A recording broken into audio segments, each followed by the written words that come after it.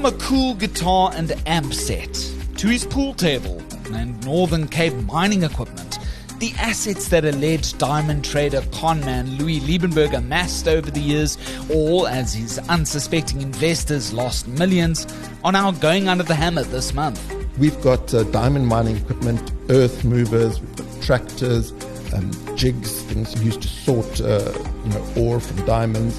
We've got diamond laser cutters, conveyances, everything that's needed for kind of small-scale diamond mining. Some of the items have a starting price of over R1 million, others R500,000. So we can see quite a lot of money actually being realized. The proceeds of this auction will then go to the liquidators. Catch the full scoop with our business journalist Jan Cronje next. Later in our trending topic, is there a pre-festive season fuel pump price present under the tree this year? And finally, we reflect on the TRC's gains and setbacks with On This Day in South African History. That's at the end of the show. New episodes of The Lead air Monday through Thursday at 7 p.m. This very podcast has racked up nearly 720,000 listens and counting since March this year. So if you know of a corporate or small business looking to diversify their advertising, mail us, thelead@24.com. My name's Graeme, this is The Lead, and this is the South African story. Moving to our top story today, and he's accused of being one of South Africa's best-known conmen, a larger-than-life diamond trader turned alleged Ponzi scheme mastermind. The notorious Louis Liebenberg is currently languishing in a Pretoria remand prison cell. And from this week, the heavy earth-moving construction gear Liebenberg's mine operated out of Koingnaas in the Northern Cape will finally go under the hammer for auction. The journalist breaking this story is our very own Jan Cronje, who's with me live in our Cape Town studios now to tell us a lot more. Jan, how's it? Good, Graeme. How are you? Lekker, man. Can't complain. Look, the story is definitely going to get the tongues wagging and our readers certainly engaged. But for those people, perhaps those casual newsies who don't know an awful lot about him, who is Louis Liebenberg? Remind us. Graeme, you used a good word in your intro. You said a larger-than-life character, and he certainly is. For the past 20 years or so, I'd say, he's been linked to artisanal and small-scale diamond mining in Namaqualand and the West Coast. He's had a couple of companies that he's worked with, a couple of joint ventures, but he became very well known about 5 or so years ago for selling what he called pakkies, that is, parcels of diamonds online. And his company was called Tariomix. Eventually, it had about 40 or 50,000 clients, which he referred to as joint venture partners. And his big pitch, Graeme, was that both sides are going to get rich out of this. The small-scale artisanal miners from which he was buying these diamonds, the joint venture partners, he himself, and the people to whom they were going to sell the diamonds. So this was his big play, and it made him someone that was very known there in the Namaqualand community. Right. And our colleague Jacques Poe, senior investigative journalist, he's done this huge piece on the illegal mining trade within the Northern Cape, the Namaqualand region. It's kind of the wild, wild west out of there. And he talks in his third part of the installment a little bit more about Louis and all the figures around him, that essentially, what it comes down to it, he allegedly conned, unsuspecting investors to the tune of some 4 billion rand over the space of many, many years. He claimed to have had licensing over a large piece of ground, but in actual fact, his license was actually only limited to a certain part of the Northern Cape. And then how did the law sort of start finally catching up to him? Graeme, Louis Liebenberg is one of those people where it's difficult to know where to start with his story. Yes. Right? He's someone that knows everyone, has met everyone, has feuded with everyone he's ever known, and made up with them again. So I think a place to start with him is that he was born in Port Nolloth. So he comes from that area, right? His dad was a dominee, and when he speaks on his videos to his joint venture partners, he uses the language of a preacher, right? It's Bible verse to back up what he's saying. And it's charismatic. He's a charismatic guy. He can be very charming. He can be very persuasive. He can also be very crude at times and kind of very cutting. So he's the kind of person that you can imagine convincing people to buy diamonds from Namaqualand without really knowing anything about it, which is difficult. Yeah. Okay. He had a lot of confidence. Exactly. He brings the confidence. He brings the scripture. Part of his initial his business pitch. Yes, his business pitch, exactly, was that he was an Afrikaner nationalist.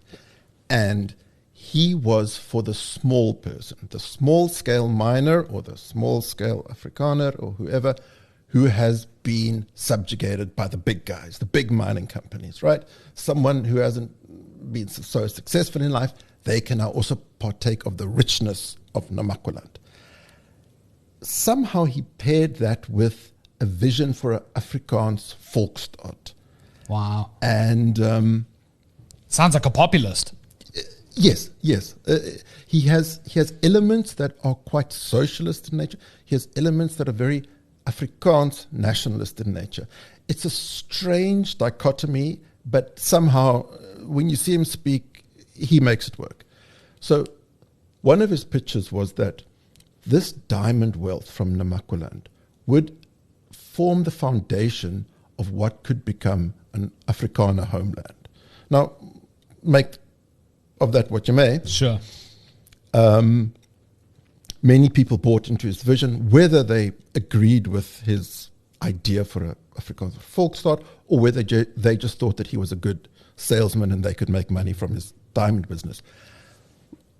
In 2019 or 2020, the first criminal complaints were laid against him. I believe one of the first was by a former DA MP whose constituency was in that area, saying that people had not got their money. They had invested in this joint venture diamond Pakkies business and they hadn't got paid out. So that's where this all really started. Right. And like an alleged Ponzi scheme, the initial payouts that investors do get affirms the initial promise of you're going to get return on investment. It's going to be better than what any sort of bank can offer you from a compound interest perspective. Here's your money and your returns. But in order to get even bigger returns, keep reinvesting in me. And that's some of the sort of transcripts or the testimony from some of the unsuspecting victims of this alleged Ponzi scheme have detailed to our colleagues that have looked closer at the Louis Liebenberg story. And then before they know it, they're down to their last pennies. And today one of that unsuspecting victims is living in a caravan, lost 2 million rand of their life savings. That's right. Graeme, one of the key hallmarks of a successful, in inverted quotes, Ponzi scheme is that the first investors do get paid out. They then help spread the word and they become the cheerleading squad for the guy in the middle who's Liebenberg, right? That appears to have happened. So as a Ponzi scheme can keep growing as long as it recruits more and more people. Sure. But it's got only got a certain lifespan because you can't keep recruiting more and more people. There are not enough people in the universe. And what Liebenberg did is that he very cannily used social media, YouTube, Facebook, and he very early on got into this anti-elitist sentiment that we now see around the world, right? Yes. He was speaking against the recognized leaders of the Afrikaans community.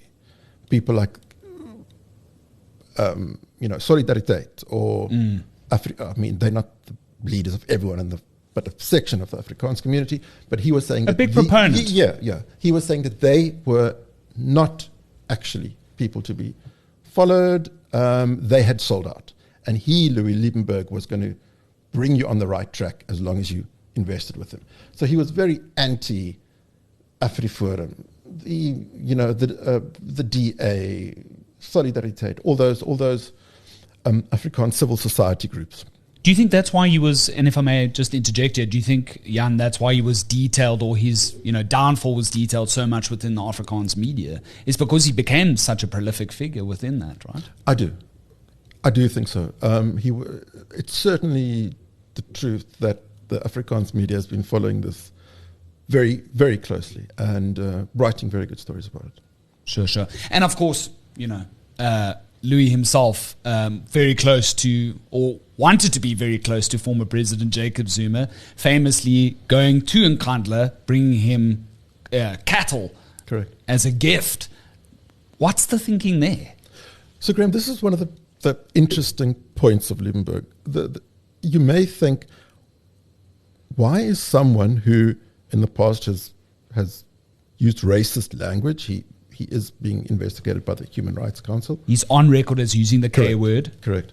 Who is a proponent of a Afrikaner homeland, so pro-MK and pro-Zuma. And Liebenberg has actually said it in his own words. Because he doesn't have these quote-unquote elitist airs of people like AfriForum and Solidariteit, he can really be himself. And he says Zuma and the MK party, who he views as similar to him in a way as Zulu nationalists, can meet him man to man, because no one's pretending to be something they're not, right? So his mind is still stuck in the Battle of Blood River and all of those things, and a bygone history, right? It appears to be so, yeah. And he says that Zuma actually appreciates the fact that he's not now one of these fancy new style Afrikaners. He's the real deal. So at least that is what he said. So he did meet with Zuma, donated him some cattle, as you said before, actually supported Zuma with legal costs, ran to a couple of million rand in Zuma's case against our colleague Karen Morn and Billy Downer. And according to a liquidator's report, the funds that were donated to Zuma's legal team actually came from the investors in the Terrium. Wow. Okay, so that's been confirmed. Well, that's a good question, Graeme. That's been confirmed to the extent that it was that a liquidator's report has found it. I don't think that a court has actually ruled on that. Got you. But let's say evidence points towards that. Then he stands for elections? Yes. So last year he stood for elections as an independent. He was one of the few independents that stood in more than one province in the national elections. He didn't get enough votes to go into parliament. I think he lost his election deposit. But during canvassing, he was quite close to MK and Zuma. He actually attended a couple of events with them. He met Zuma and Zuma's family members a few times. But by that time, it was clear that his business empire was already starting to crumble. Terriomix had been placed into provisional liquidation, and he's got about half a dozen other companies linked to Terriomix, kind of in his stable. He's not the director of all of them. Some of his friends, lawyers, wife are, but according to prosecutors, they're all linked into one, what they say is a scam. Liebenberg denies running a scam. So that empire had started to crumble, and in October last year, he was arrested by the Hawks with his wife in Benoni. Wife's name's Desiree, is that correct? Yes, correct. Okay. And then per my understanding, I mean, Louis, through all of this, and before this crescendo, if you will, within the Namaqualand region, he's been known to be somebody that's reinvented himself. He's fallen on hard times many a times in the past. He's always been able to pull his socks up and find a way to get back to the big money, right? Yes, absolutely. Absolutely. He's used his story of being a homeless to being a multimillionaire as kind of proof that he's the real deal, and proof that he is in God's good graces. He is someone who's done it. If he can do it, you can do it too. And you kind of see this in the various bail applications that he started and stopped. He hasn't been granted bail. He's still a remand detainee, almost a year after being arrested. Is that at times he had legal representation, but in other times he would speak himself there. He'd plonk himself there and give a address of 20 to 25 minutes before the court on the people that were against him and his views on the food in the prison and why he was being treated badly. He does it himself. He doesn't need someone else to be a go-between. Yeah. He's denied legal aid, right? The judge, the magistrate in the most recent ruling ordered again that he consult with legal aid, but as I understand it, he doesn't want to. He wants to keep representing himself, at least for now.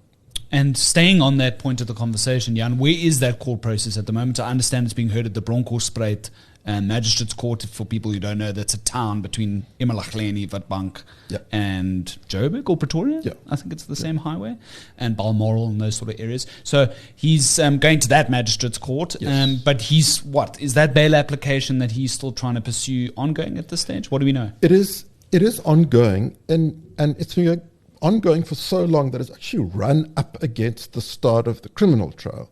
So what I believe is going to happen is that the case will be moved from the magistrates' court to a high court for the actual criminal trial. Now, he's accused of fraud, corruption, and racketeering, which he's absolutely denied, together with 8 co-accused. And that trial is supposed to start later this year, but he's still arguing his bail. He's absolutely fixated on the fact that he hasn't been given a fair shake at bail, and he hasn't been given all access to all the documents that were seized from him. So in the last hearing, the magistrate actually ordered that he undergo 30 days of psychiatric evaluation at Westkoppies. And what's the precedent for that, or what's the reasoning for that? The reasoning is that the magistrate wanted specialists to see whether Liebenberg could grasp the severity of the situation he was in, follow the trial, and be a part of the trial. He has said on multiple occasions he's compos mentis, he's absolutely in his right mind. The problem appears to be that it's difficult to get a bed at Westkoppies. So he hasn't, while the magistrate ordered him to go there in August, he's still in remand at CMAX because a bed hasn't opened up yet. So, and the criminal trial is now set to start. So it's a bit of an odd situation. Very much so, because there's not necessarily an indication of any overt mental illness that would have prescribed this beforehand, or am I correct? Graeme, I think that the reason the magistrate ordered him for observation was in his bail hearings, where he would again represent himself, he would talk about things that she said was not pertinent to the case. Right. He'd go off on tangents. Now, he believes these tangents are extremely important because he thinks that people are ganging up against him, bullying him. He's accused the media of bullying him, the liquidators. He's accused the police, the MPA of being against him, the Minister of Correctional Services being against him. So while he thinks that this is a completely legitimate place to bring these complaints, the magistrate is like, you're just going off road here. Focus on the question at hand, your bail application. And it's for that reason that she ordered the evaluation. Right. And I saw a recent picture of him, and he doesn't look the same. He doesn't. He's lost weight, and he's complained about the food in prison. He's complained that he's not getting enough food, the right kind of food, that his circulation is bad, that he hasn't been able to consult properly with doctors. So he has a number of complaints. Sure. Where does his partner or his wife's side of the criminal case sort of stand? I did see one of the latest coming up in the last couple of weeks is that the NPA's asset forfeiture unit had also honed in on her specifically. Yes. So where does her case run concurrently? Is it the same thing? Is she out on bail? Just remind us. Yes, so her case will run together with his and the other co-accused. He is definitely, in the eyes of the state, the focus of the case. He's the main guy. The other people were in his orbit. She, I think they got married in 2022, is seen as someone that helped him out, followed his lead. I don't think that it's the state's case that she was the kind of guiding hand behind this alleged fraud, which hasn't been proven yet. It's that she was under his spell, so to say, but still criminally, liable. Let's move on to the auction side of things. Now in Koingnaas, in the Northern Cape, the epicenter, if you will, of this diamond operation that Louis had been running there. At the same time, of course, there's other big mining magnates in that particular region as well. What do we know about the auction? You've got a bit of a scoop that's going to be playing out on News 24. What specifically is going under the hammer, and what's the value here? How long is the auction going to be running out? Who's leading the auction? Sorry, a couple of questions, but... Right. So it's bidder's choice, and the auction is of mining equipment linked to two Liebenberg companies, Terrier-Mix and Anola Score. Now, Graeme, on the one hand, Liebenberg had these pakkies that the state say didn't ever exist. On the other hand, he had an actual legitimate mining operation. There was a mining operation. And it's alleged there were a lot of diamonds that were taken from this particular site. Yes. And it's not clear, and this is one thing that we hope will come out in court. It's not clear what happened to those diamonds, right? Were those diamonds actually sold in the pakkies or part of the pakkies, as Liebenberg may claim? Or, I'm not really sure what else could have happened. Sure.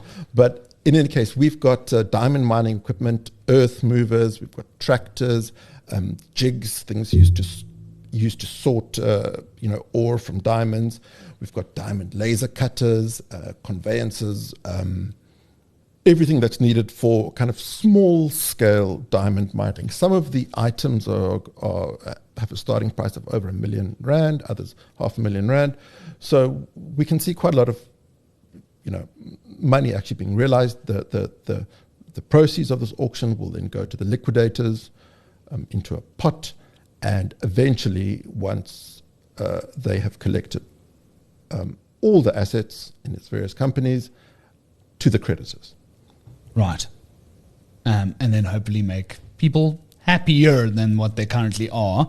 And then there's another side of it, more personal items that's also going under auction. One of the claims, again... I think there's a guitar. Yeah. A guitar and an amp. Correct. One of the claims, again, in liquidators' reports, was that Liebenberg used Terrier-Mix to buy personal items.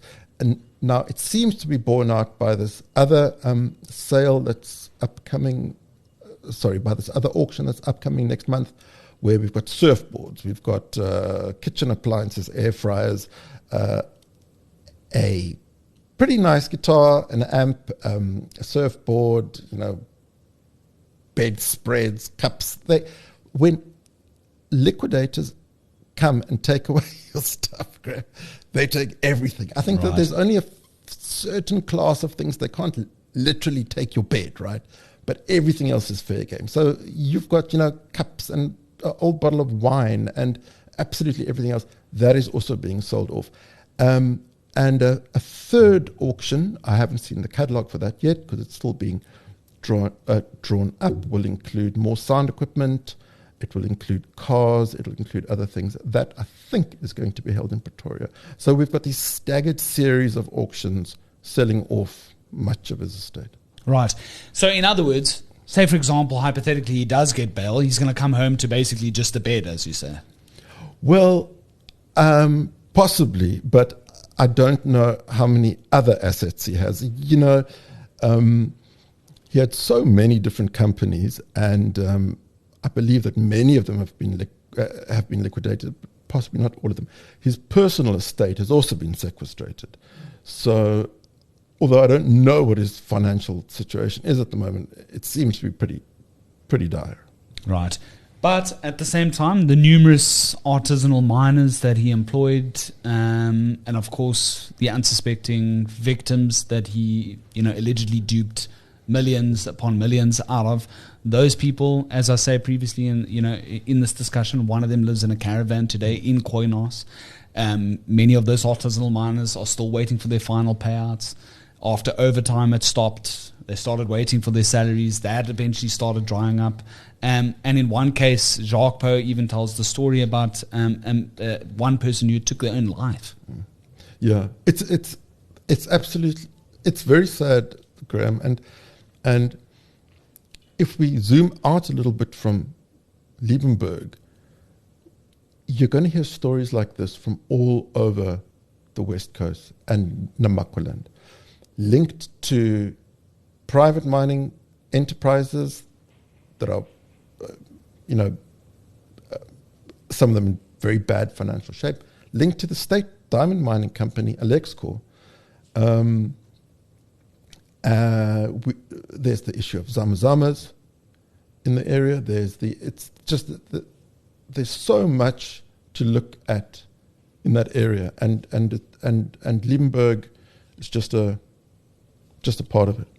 Right. And the court case continues. I think the next time we'll chat, we'll get an update on that, right? Yep, absolutely. Fantastic. And then let's see how the auctions go. You're going to put down a bid for the guitar? You know what? I have an electric guitar. Otherwise, no, I wouldn't have bought a guitar for someone that I'm writing an article about. But the guitar looks pretty nice, I must say. Oh, is it? What make is it? I can't remember. Fender, something like that? It's not a Fender. Gibson. But they've just given it as 1,000 rand. And I was like, that looks all right. Well, that's Louis Liebenberg's story thus far. Jan, I really appreciate it for catching this SOTI up, because I'd always seen this story sort of run concurrently to what was sort of trending in the English press, or, the mainstream media, if you want to call it that, during the time. So I didn't take an awfully lot a closer look, but in the last couple of months, I've been reading a lot closer. And of course, you and Jacques have done some fantastic work staying abreast of the story. So thanks so much for sharing that knowledge on the lead. Thanks, Graeme. Trending topic. Moving to our trending topic now, and staying with the News 24 business team. And could we be heading toward a fuel price drop this November, the biggest potentially in 7 months?